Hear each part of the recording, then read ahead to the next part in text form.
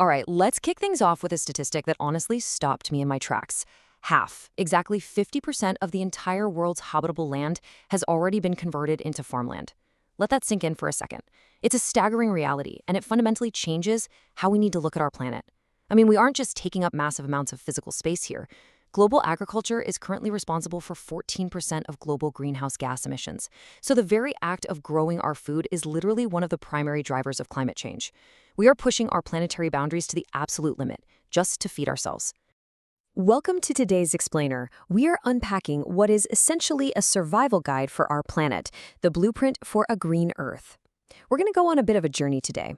We'll start by zooming way out to look at macro-level global sustainability frameworks, and then we're going to zoom right back into the actual dirt under our feet to see exactly how humanity is actively trying to save our soils, our climate, and our future.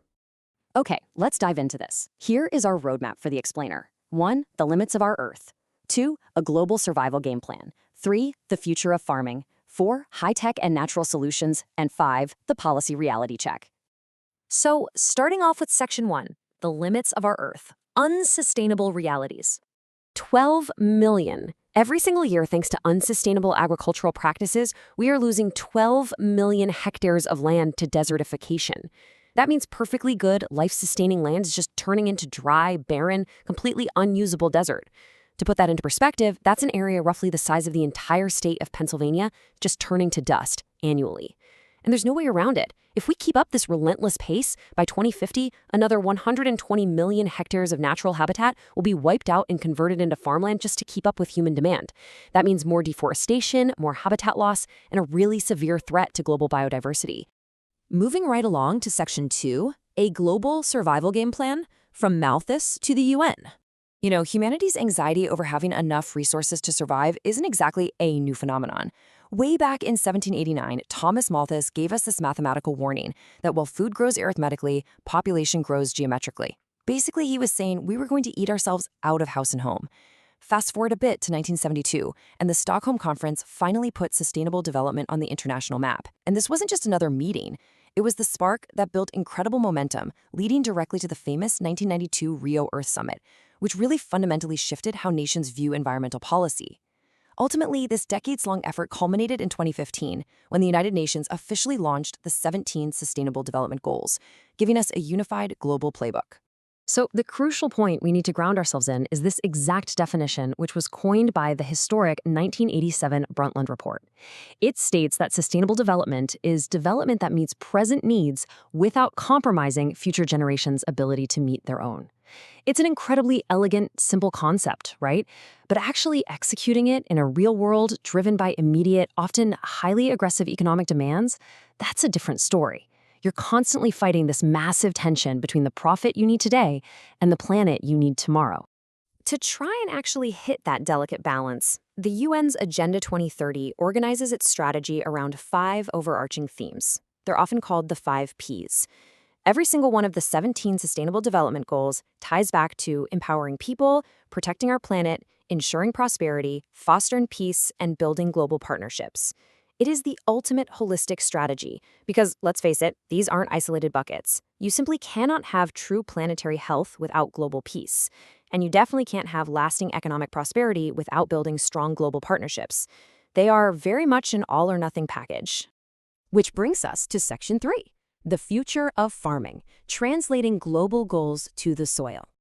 Now, zooming in a bit, the Food and Agriculture Organization, or FAO, realized they had to translate those massive global goals into actual, actionable steps for farmers. They laid out 5 basic, non-negotiable principles to make farming productive without destroying the earth.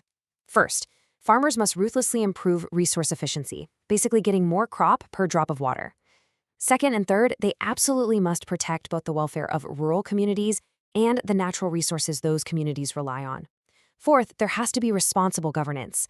And finally, perhaps most importantly, they have to strengthen the overall resilience of the ecosystem. It's an entire paradigm shift, really. It's about working with nature's existing systems rather than constantly fighting against them with harsh chemicals and brute force.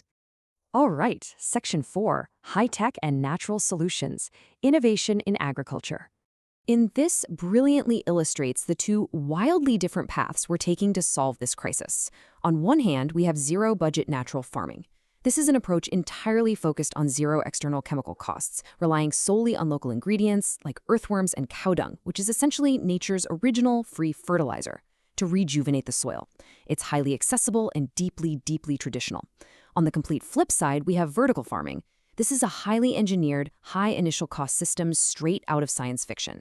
We're talking precise LED lights stacked in multi-story urban buildings. Vertical farming yields 80% more harvest per unit of area, and it uses up to 95% less water. Two totally different philosophies, one grounded in ancient ecological wisdom, the other in futuristic technology, but they're both solving the exact same problem. Now, if you want to see biological engineering scale up beautifully, check out aquaponics. It's an incredibly elegant, closed-loop cycle.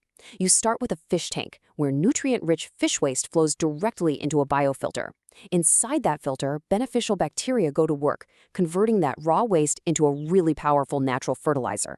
That liquid gold then feeds the plants growing right there in a hydroponic bed. As the plants absorb those nutrients, their roots naturally filter and clean the water, which is then pumped directly back into the fish tank, fresh and ready to start the cycle all over again. It's a completely self-sustaining, symbiotic loop where the waste of one system is the exact fuel for another. Absolutely brilliant. Taking that closed-loop idea a step further, imagine a farm that basically acts like its own miniature planet, where absolutely nothing goes in the trash. On a larger scale, this concept is applied as the Integrated Farming System, or IFS. Here, crop cultivation and livestock management are actively paired together. The excess stalks and waste from the crops feed the animals, and the waste from the animals fertilizes the crops. It eliminates waste entirely, creating a self-sustaining and highly profitable microeconomy right there on a single farm. And the best part? This isolates the farmer from the wild price swings of the chemical fertilizer market, making their livelihood just as resilient as their land. Let's shift gears to our final section, Section 5, the Policy Reality Check, Governing Land Use. Because, let's be real, having brilliant farming techniques and lofty global goals isn't quite enough. We have to bring these ideas into the often messy real world of government bureaucracy and regulation. When a huge corporation or government wants to build a major agricultural or industrial project, you can't just show up and start digging. You need an Environmental Impact Assessment, or EIA. First introduced in the US in 1970 and gaining serious legislative teeth in places like India by 1994, this is the vital tool used to predict the environmental, social, and economic impacts of a project before a single government decision is actually made. It essentially forces decision-makers to weigh the true cost of a project before the damage is already done. If we look at the 2006 EIA cycle, it breaks this process down into 4 very distinct hurdles. It starts with screening, just to see if a rigorous study is even required in the first place. That's followed by scoping, to set the exact ground rules and parameters of that study. Then comes the critical public hearing. This is what gives local citizens the mic to voice their very real concerns about how the project will actually affect their daily lives. And finally, appraisal, where an expert committee reviews all the data and makes the final call to either clear or reject the project. Now, what's really interesting about this slide is comparing the established 2006 process with the shifts proposed in the draft EIA 2020. Just looking impartially at the exact language from the policy documents here, the draft 2020 proposes reducing the public hearing notice period from 30 days down to 20 days. It also shifts the submission of compliance reports from every 6 months to just annually. Furthermore, while operating a project without prior clearance was strictly not permitted under the 2006 rules, the 2020 draft introduces a mechanism for what's called post facto clearance. In practice, this means an operational project that bypassed initial environmental checks could potentially be regularized and allowed to continue upon paying a penalty. So pulling all of this together, whether we are talking about massive UN frameworks, earthworms and zero-budget farming, high-tech urban aquaponics, or the complex policies that govern them all, the overarching objective remains exactly the same: building a green economy. This is an economy rigorously defined as being low-carbon, highly resource-efficient, and socially inclusive.